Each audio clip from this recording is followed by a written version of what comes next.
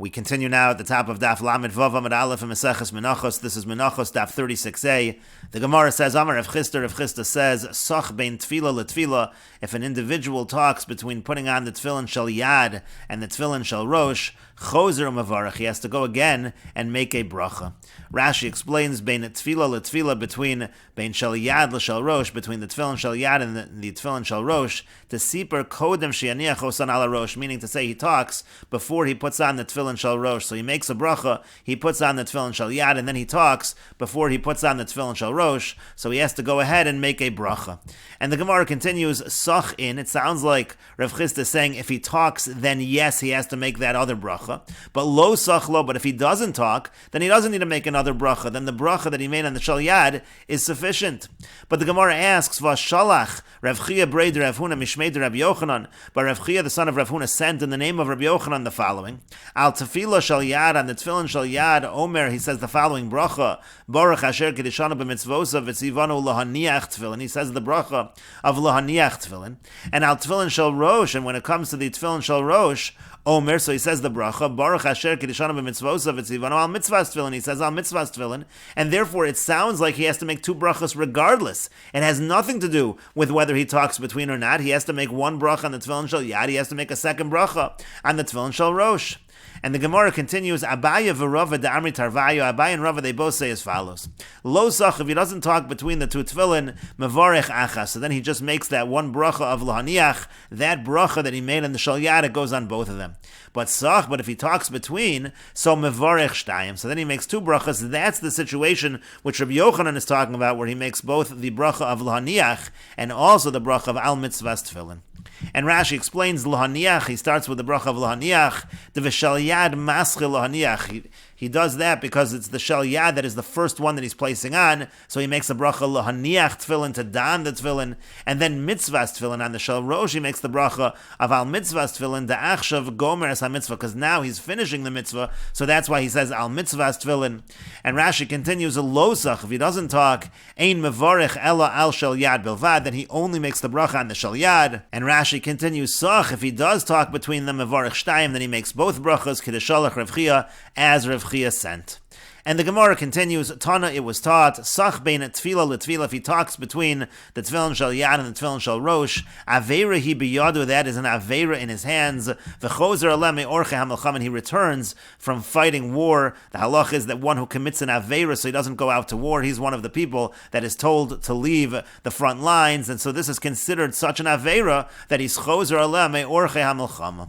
And Rashi explains, Sach bein tefillah letefillah, if he talks between the tefillin shel yad and tefillin shel rosh, Rashi says, v'lo beirach al shel rosh. The aver over here is not simply the talking between the tefillin shel yad and tefillin shel rosh, it's the fact that he talked and then doesn't make that second bracha on the shel rosh. Ela samach al bracha rishon, he relies on the first bracha, that is the avera. Avera hi biyado v'chozer aleh me'orche hamelchama, that's an avera, and he returns from the battlefield, kedam rinan beperek mashuach melchama, like we say in perek mashuach melchama, hayar one who is afraid shouldn't go out to battle. That means, what is he afraid of? It means to say that he is afraid of the averos that he has committed.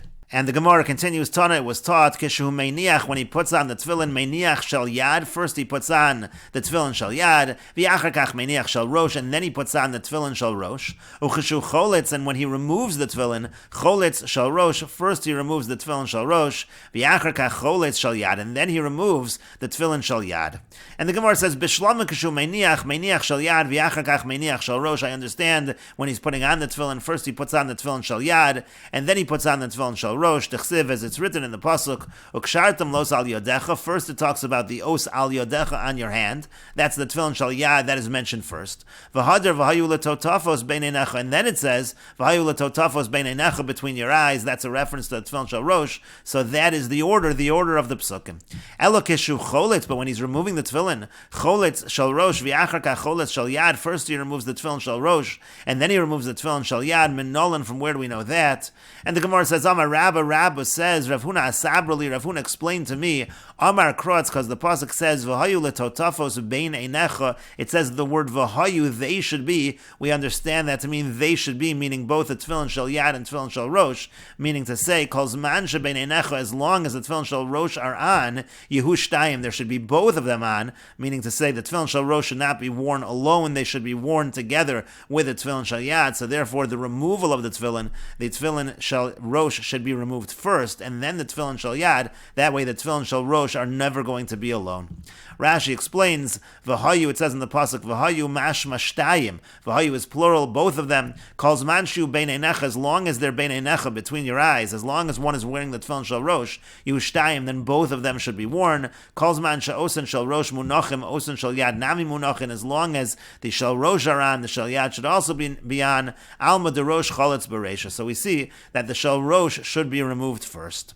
And the Gemara continues, Tana Rabban, and the sages taught in a Braisa, Tefillin me'emasai mevarech alei, and Tefillin, from when is the bracha made? Mishas hanachasan, from the time that they are placed upon the person. Keitzad, how so? Hayamashkim lotzeis laderech, let's say a person is waking up to travel, u'misiyare shema yovdu, so he's afraid that maybe the Tefillin will be lost, he feels it's better to wear them. Manichon, so he should put them on, even though it's not yet the time for Tefillin. U'chashiyagi azman, and when the proper time does arrive, memashmesh ban, he should touch them, umevarech alei, and he should make the bracha upon them. And Rashi explains, Tefillin sheinichon kodem amud hashachar.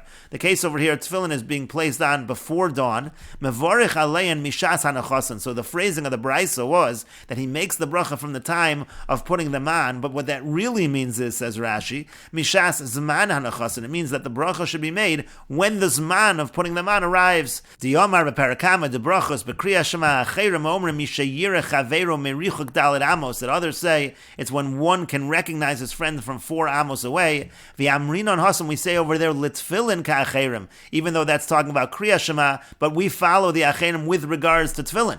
Kilomar lahanochas tefillin ka'acherim. In terms of putting on tefillin, we follow the acherim. The zman of tefillin is mishayireh chaveiro merichuk daled amos. Shema yovdu, let's say that he puts it on because it might get lost. Im yisoim biyado, he's afraid to carry them in his hand because it might be lost. So manichem barosho, he places it on his head, and mimashmeshbu, when the time arrives, he should touch it to have a ki'ilu meinichon. That's as if he's placing them on, and so that's when he makes the bracha.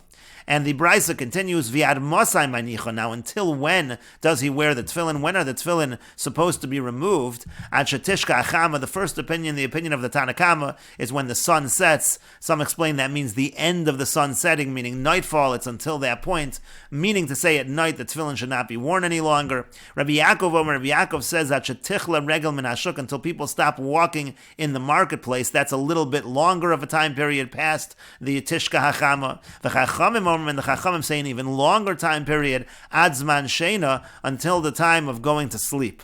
Rashi explains, Shetichla Regel Min Hashuk La'achar Shechashecha. Tichla Regel Min Hashuk is after it gets dark. Each one of the Tanoim here has a later time period. And the Braisa continues, Umodim Chachamim L'Rabbi Yaakov, the Chachamim admit to Rabbi Yaakov, Shim Chotzon Lotzeis L'Beis HaKisi, let's say he does take them off in order to go to the bathroom, Olikonis L'Beis HaMerchatz, or let's say to go to the bathhouse, V'shak Acham, and then the sun sets, Shuv Eino Chozer Minichon. At that point, since he took them on, since he took them off, he shouldn't put them back on after that time period, after the Shkias Achama.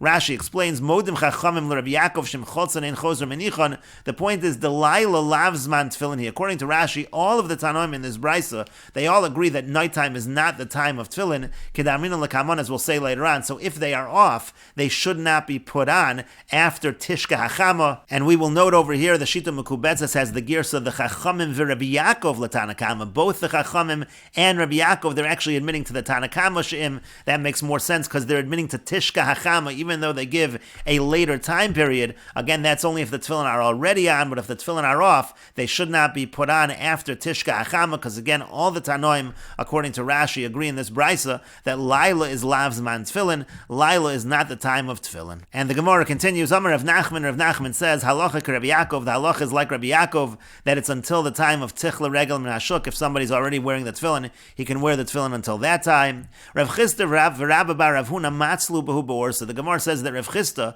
and Rabbi Bar Rav Huna, they would daven with tefillin on at night. Rashi explains, Matzlu b'hu b'orsa tefillas arvis. They would daven ma'ariv wearing tefillin, ki Rabbi Yaakov, like Rabbi Yaakov, because again, Rabbi Yaakov gives that extra time, ad shetichla regel min hashuk.